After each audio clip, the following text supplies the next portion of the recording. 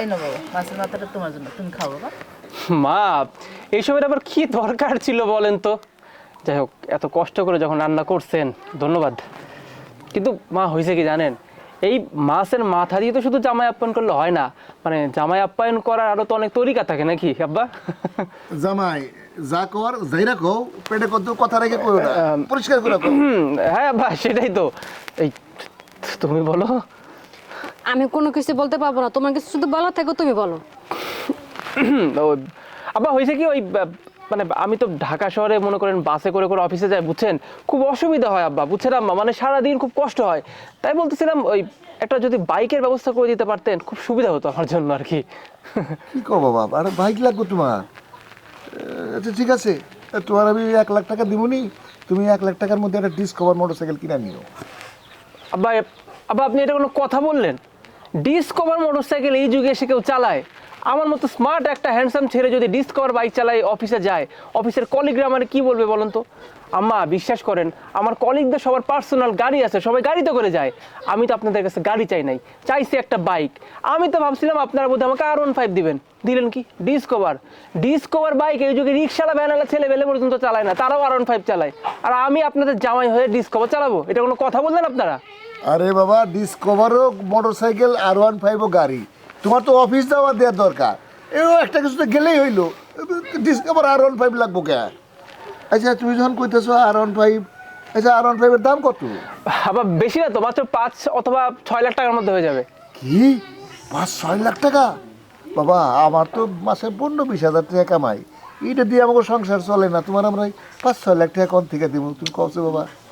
এত অভাব হওয়ার, এত অভাবের কথা আমার কেন বলতেছেন আব্বা বলেন তো? আপনাদের তো গ্রামে অনেক জমি আছে, এক কাজ করেন আব্বা, বুঝছেন আম্মা, এক কাজ করেন, আপনারা এই গ্রামের যে কোনো একটা জমি বিক্রি করে দেন, বিক্রি করে যে টাকাটা পাবেন সে টাকাটা আমরা দিয়ে দিলেন।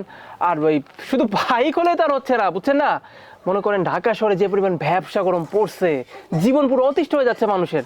আমি তো অফিস করি, অফিসে IPS আছে, AC আছে। আপনার মেয়ে সারাটা দিন বাসায় একা একা বসে থাকে, ঘামতে থাকে জানেন। আমি অফিস শেষ করে বাসা যাই, দেখি শরীরে ঘাম চপচপ করে পড়তেছে। এগুলো দেখার পর ভালো লাগে আম্মা কন? আপনার মেয়ের জন্য কি আপনার কষ্ট হয় না?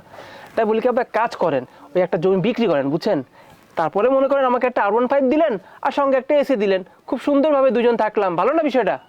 বাবা তুমি যা কইতেছো বুঝা হই না কইতেছো তো, আবল তাবল কথা কইতেছো কে? ঘটনা কি?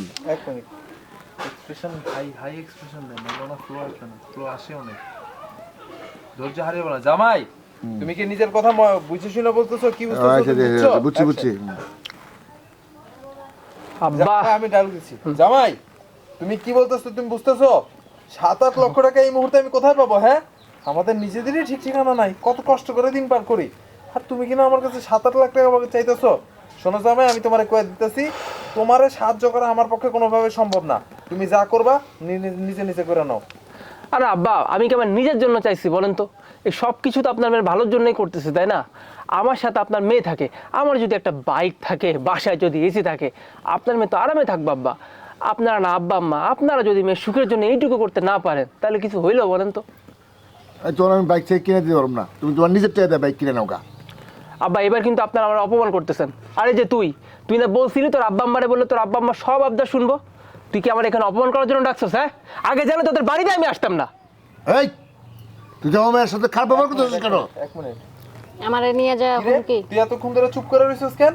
তোর বাপের যে আমি এতক্ষণ ধরে কইতেছি হুন্ডা দিতে, দেওস না? তোর বাপে তো হুন্ডা দিবই না, তার উপরে আমার বারবার না করতেছে, এই কুত্তাটা ঢুকে, আমার বাণিজ্য জলদি। টান দিয়ে এই দিছে। কুত্তা ঢুকিস না। তুই কি ঢাকায় চল, তোর দেখাইতেছি। দেখায় চল, তারপরে তোর আমি কুত্তাটা সরাও। দেখাইতেছি। কিছু তো নাই হাতের কাছে। ওন দাঁড়া থাকো। হ্যাঁ রোলিং। Role and action. কি রে, তোর আব্বা আম্মা আমার এত কথা শুনাইতেছে, তুই চুপ করে বসে আসোস? তুই না আমারে কইছিলি তোর আব্বা আম্মারে বললে তোর আব্বা আম্মা নাকি আমার কথা শুনবো? এখন তো দেখি তারা আমার অপমান করতেছে। হ্যাঁ, এই দিন দেখানোর জন্য আমার বাড়িতে আইতে কইছিলি? তুই খালি একটা বার আমার লগে ঢাকায় চল, তারপরে তোর দেখাই দিছি আমি, চল। এই বেটা, তুই আমার মেয়ের সাথে এত খারাপ ব্যবহার করতেছিস কেন? তোর কি হয়েছে? হুমকি দিতেছি, হুমকি। এরপরে যে আপনার মায়ের লগে কি কি করবো সেটা আপনারা চিন্তাও করতে পারতেছেন না। আমার যা দরকার সেটা আমার চাই। তুমি কি বুঝাইতে চাইতেছো? তুমি আমার মায়ের তালাক দিবা, তাও আবার সামান্য একটা বাইক আর এসির জন্য? কথা কইতে হবে তোমার। দরকার হলে তালাক না, 1 তালাক না, 3 তালাক দিব আপনার মায়ের, তারপরে আমার যা দরকার সেটা আমার চাই। বেটা তোর এত বড় সাহস বেড়া, তুই আমার মেয়ের হুমকি দেস বেড়া। লাইট কাটছে। এক মিনিট, সেটা বিষয় না, সেটা বিষয় না, আরেকটা ডায়লগ আছে। তুই একবার নিজের মুখটা আয়না দেখছিস? এটা কি বসে বসা না? বসে, হ্যাঁ হ্যাঁ, দেন দেন দেন দেন দেন। আহ, রোলিং অ্যাকশন। এই বেড়া, তুই কি তোর নিজের মুখটা আয়না দেখছস কোন দিন? তুই বেড়া R15 চালাস বেড়া, চালাস তো সাইকেল, আবার কি ফুটানি মারাস R15 বেড়া। আব্বা আপনি কিন্তু এবার আমার বেশি অপমান করতেছেন। ওই বেড়া অপমানে দেখছস কি বেড়া? ওরের বাচ্চা। তোর বাচ্চা, তুই আমার সাথে তুই চাটা করিস, তুই আমার তালাক দিবার চাস বেড়া। আপনার এত বড় সাহস, আপনি আমারও অপমান করেন, হ্যাঁ?